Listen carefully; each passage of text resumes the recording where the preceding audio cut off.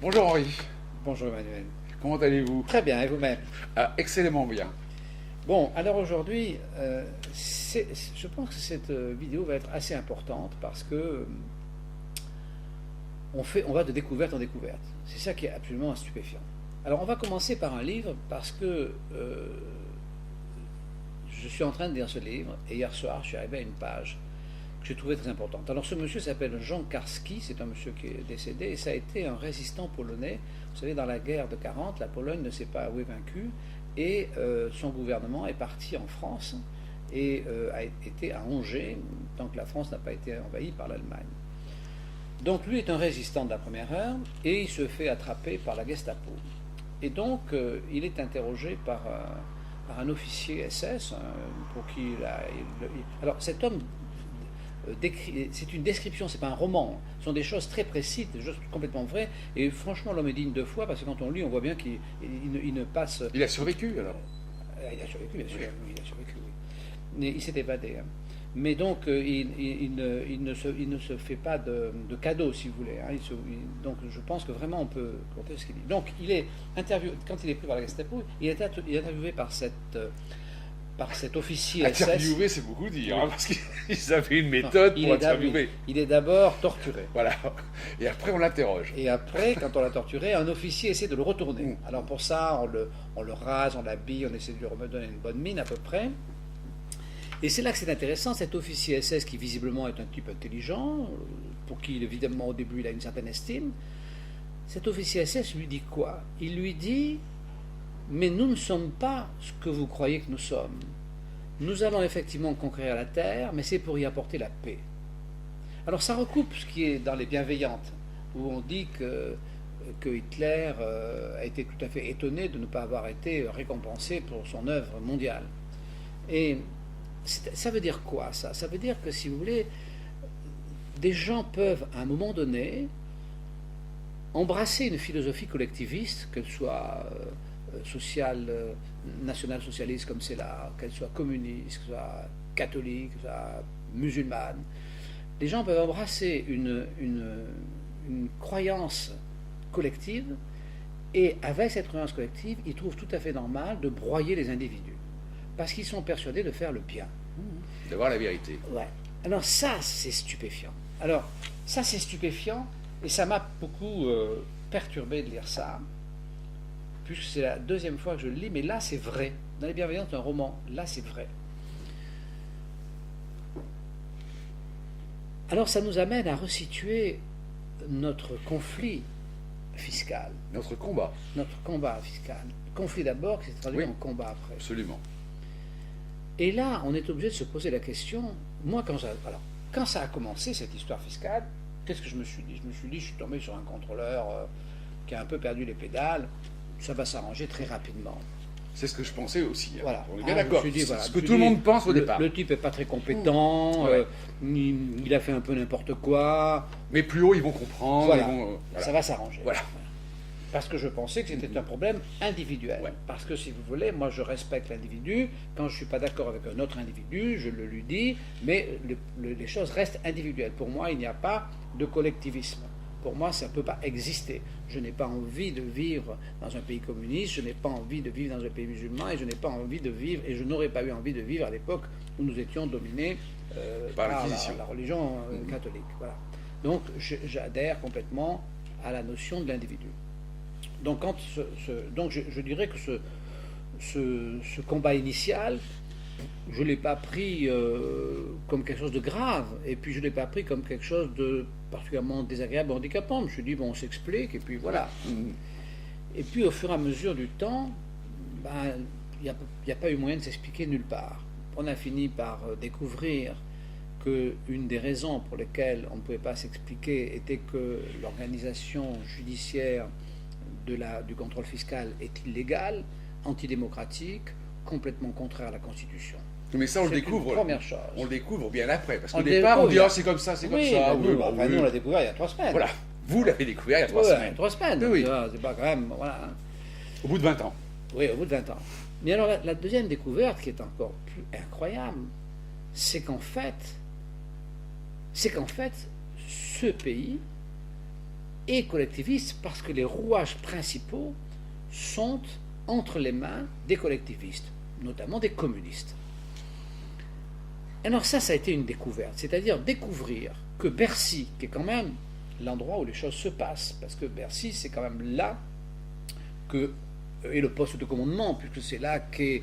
C'est lui qui dirige tout. C'est lui qui dirige tout, inévitablement, puisque c'est là qu'est le trésor, c'est là qu'est ce qu'on appelle le trésor public. Bon. Donc j'ai découvert aussi, vous me direz, j'aurais pu le découvrir beaucoup plus tôt, mais enfin, j'ai découvert très peu de temps qu'en fait, il y a 115 000 fonctionnaires à Bercy, ils sont 50% syndiqués à un seul syndicat communiste, qui s'appelle donc Solidarité et Finances Publiques. Vous imaginez ça?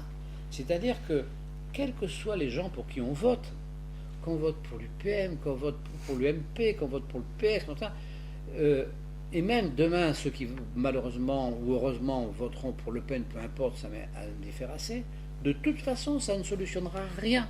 Parce que de toute façon, quand ils vont arriver au pouvoir, ils vont être obligés d'aller voir à Bercy comment s'y prendre économiquement, et ils vont tomber sur un bloc Le noyau dur. collectiviste, communiste. Voilà. À un point extrême, parce que, imaginez, les magistrats, il y a 2 syndicats. Il y a un syndicat de gauche, un syndicat de droite. La police, 2 syndicats, un syndicat de gauche, un syndicat de droite. Bercy, un seul syndicat, pas de syndicat de droite. Bon, quand vous voyez ce que peut faire un syndicat, on l'a vu avec le syndicat de la magistrature, il y a quand même un mur des cons. Vous imaginez qu'à Bercy, il y a un mur des cons. Et que donc on s'est retrouvé, on croyait nous se battre à la loyale et s'expliquer face à un inspecteur des impôts. Ça. Ou après une hiérarchie. Et en fait, on était face à un bloc qui nous est, c'est-à-dire un bloc qui considère que l'individu n'a pas sa place et qui a prétention de faire le bonheur de l'humanité. C'est ça, donc c'est là qui nous ramène à ce livre. C'est-à-dire ce bloc communiste qui possède Bercy a la prétention de faire le bonheur de l'humanité et considère qu'au prix de ce bonheur, nous devons être éliminés. C'est pour ça que notre combat ne peut pas aboutir. Ça ne peut pas aboutir. Parce que les dés sont pipés. Parce qu'en plus, ces gens avancent masqués. Oui, bien sûr, ils ne disent pas qu'ils sont communistes. Voilà. Bah, s'ils disaient qu'ils sont communistes, on pourrait se débrouiller démocratiquement et on pourrait aller voter, on pourrait faire quelque chose. Non, ils sont masqués. Donc, c'est exactement comme si vous voulez, tous les présidents qui ont essayé de faire fonctionner la SNCF n'y sont jamais arrivés. La SNCF, c'est un bloc communiste. Donc la SNCF, ça ne marchera que le jour où on la mettra en concurrence. Alors ce jour-là, effectivement, ils seront obligés, comme ça l'a fait pour le téléphone, comme ça l'a fait pour la télévision, chaque fois qu'on a mis le système étatique, collectiviste, communiste en concurrence, il a bien fallu qu'il se modifie et qu'il se bagarre. Donc il faut mettre Bercy en concurrence. Voilà. Il faut mettre Bercy en concurrence. Absolument. Donc on va créer... On pourrait privatiser la collecte des impôts, oui. Bien sûr. Ça serait sans doute beaucoup plus efficace et on serait probablement plus respecté. Oui, je pense que ça serait possible. Ah oui, parce que là, de toute façon, on n'est pas respecté. Non. On est bien d'accord. Donc je pense que la privatisation de Bercy, c'est pas une utopie, c'est une nécessité. C'est pas quelque chose dit en l'air comme ça. Parce que si vous voulez, on va aller sur quelques détails. On a des procès qui viennent de tomber là. Alors là, j'ai la Cour de cassation. Alors, audience publique du 15 janvier. Donc la Cour de cassation, qu'est-ce que je demandais? Sur ce petit blog modeste, nous avions mis quelques photos pour imager ce qu'est un contrôle fiscal. Et donc, les contrôleurs ont engagé des procédures au titre de leur droit à l'image pour que ces photos soient enlevées. Mon argument était de dire, le droit à l'image, bien sûr, il faut le respecter, mais dans le cas précis où il s'agit de quelque chose d'intérêt collectif ou quelque chose, une information qui intéresse la collectivité, à ce moment-là, l'image peut être mise sur le net. Donc, j'ai perdu en première instance, perdu en deuxième instance. Et la Cour de cassation, qu'est-ce qu'elle dit? Elle dit un contrôle fiscal qui procède d'une pratique courante, ce n'est pas un événement d'actualité. Et ce n'est pas un débat d'intérêt général. Voilà. C'est-à-dire que le contrôle fiscal, ça n'est pas un point d'actualité, ce n'est pas un débat d'intérêt général. Voilà. Donc, si vous voulez, les soins dentaires, ça ne vous regarde que vous. Hein, mais c'est pas un problème d'actualité, il y a un problème d'intérêt général, votre problème. Voilà. Le contrôle fiscal, pareil, c'est votre problème. Donc c'est la Cour de cassation qui dit ça. La Cour de cassation, attendez, on n'a rien au-dessus. Hein. Donc c'est pour vous dire jusqu'où ça va. Alors, là j'en ai un autre. Alors là, je viens de gagner. C'est pas très important, mais je viens de gagner. Bon, donc la procédure là, c'était les 2 agents qui ont vérifié la SCI Mirabeau. J'avais fait un billet là-dessus, mais en 2011, donc si vous voulez, il y a 4 ans. Hein. Donc j'avais fait un billet, ou 2012. J'avais fait un billet et ils ont porté plainte pour diffamation. Bon, bien. Ça a été un peu long, il y a eu une enquête, j'ai été entendu, machin, le procureur a poursuivi, etc. Mais ils sont un peu pris les pieds dans le tapis, et finalement l'affaire est prescrite. Et donc j'en fais état au tribunal, et les magistrats me donnent raison. Donc je reçois ça, mais tout de suite, l'avocat de ces messieurs dit qu'il va faire appel. Bien sûr. Ils font toujours appel quand donc c'est du perdent. harcèlement, parce que faire appel pour quelques mots qui sont passés dans un billet il y a 4 ans sur le net, dont plus personne n'est informé, qui n'a plus de traces, c'est donc pas un intérêt personnel, c'est un combat effectivement religieux. Là, c'est vraiment l'inquisition, on ne peut pas ne pas, nous, Bercy, Parti communiste, collectiviste, on ne peut pas laisser un individu gagner quoi que ce soit. Ouais, quoi que ce soit. Quoi que ce soit. Même un détail de rien du tout. On ne peut pas laisser, parce que c'est pas possible. Parce que c'est un problème d'ordre. Comme ils ne payent pas les avocats non plus. Oui, bien sûr, ça c'est clair. C'est nous qui payons. Donc je pense que c'est grave. Alors, ce qui est grave, c'est pas qu'il y ait des gens qui soient communistes. Moi, je peux parfaitement comprendre qu'il y ait des gens communistes. Moi, j'ai pas envie, mais je peux parfaitement comprendre qu'il y a des qui le soient. C'est pas ça. Ce qui est grave, c'est que ces gens soient masqués et qu'ils aient pris possession du cœur même de notre société. C'est-à-dire notre démocratie est entre leurs mains à travers Bercy. Donc, notez bien ça. Donc, ça s'appelle...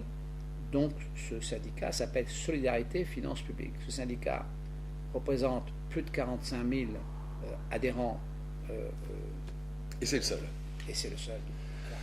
Donc, ça veut dire que s'il n'y en a pas d'autres, c'est que les autres, même s'ils n'adhèrent pas, ces autres sont consentants. Parce que si parmi ceux qui n'adhèrent pas au syndicat, il y avait des gens qui soient contre ce syndicat et qui soient donc pour une société libérale, ils auraient créé un syndicat. Donc s'ils ne le font pas... Ils ne sont pas assez nombreux. Ils ne sont pas, c'est qu'ils n'existent pas. Et puis ils s'en foutent. Ils n'existent pas.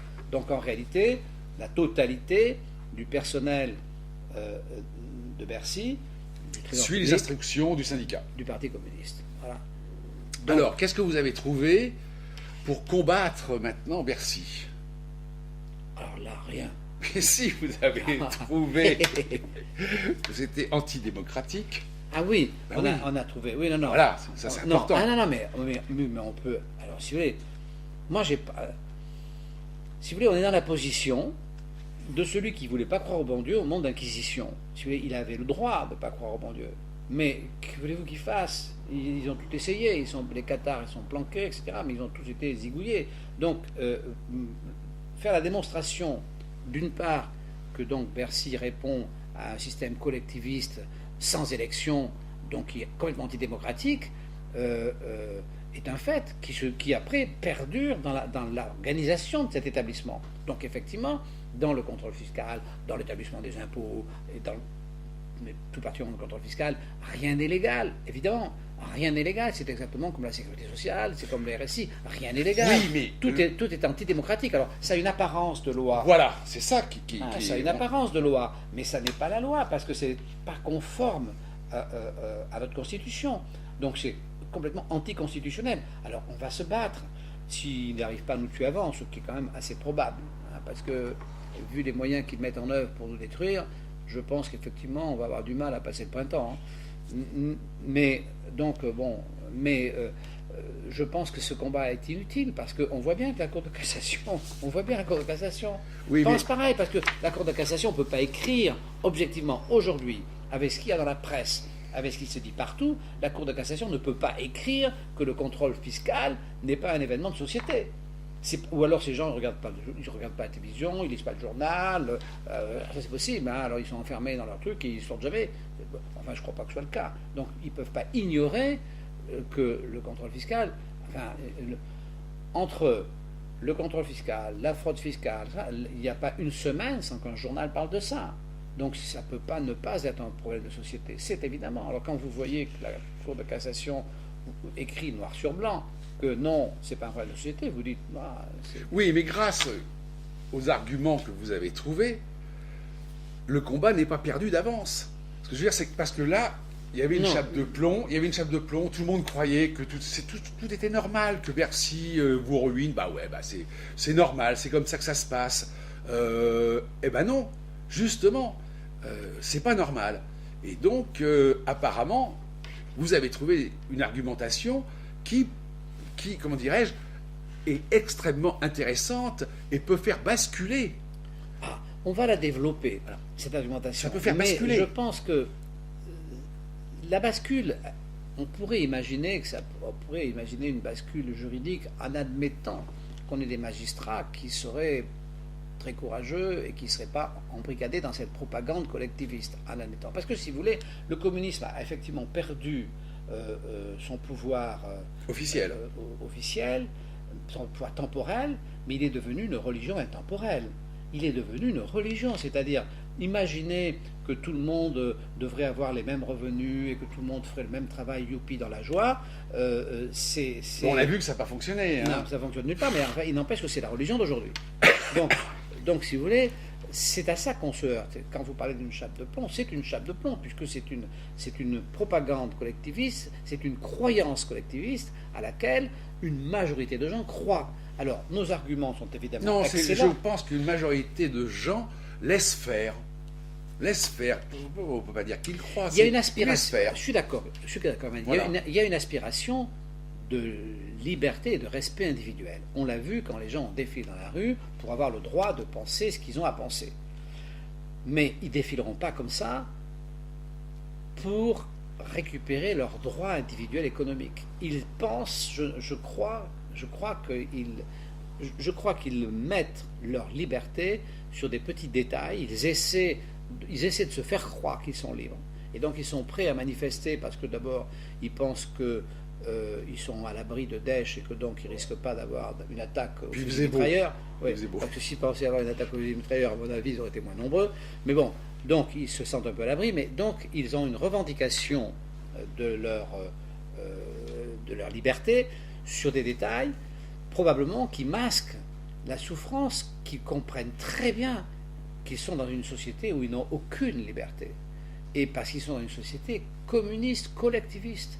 Et à l'endroit où nous venons de citer, c'est-à-dire à Bercy. Alors, oui, nous allons nous battre, bien sûr que nous allons nous battre. Mais là, maintenant, je sais qu'on va gagner. Je sais que nous allons être sacrifiés, nous allons être détruits, c'est certain. On va mettre sur ce blog l'instance qui a été déposée auprès de la JE. Je vais la mettre dans la semaine. Ça n'aboutira pas. Pourtant, c'est très structuré, mais ça n'aboutira pas parce que il faudrait un mouvement populaire, mais c'est certainement pas nous qui allons le créer, ce mouvement populaire. Jusqu'à présent, on n'a pas... On ne peut pas prédire l'avenir. Ce que je veux dire, c'est aussi bien... vous connaissez les exemples de Mandela et de Gandhi. On ne peut pas se hisser à ce niveau-là. Non, mais ils étaient en prison. C'est encore pire. Ah, on n'y est pas encore. C'est encore pire. Bon, non, mais je veux dire, il peut y avoir une conscience. Des gens, des intellectuels, des journalistes vont peut-être prendre conscience qu'il y a quelque chose qui ne va pas.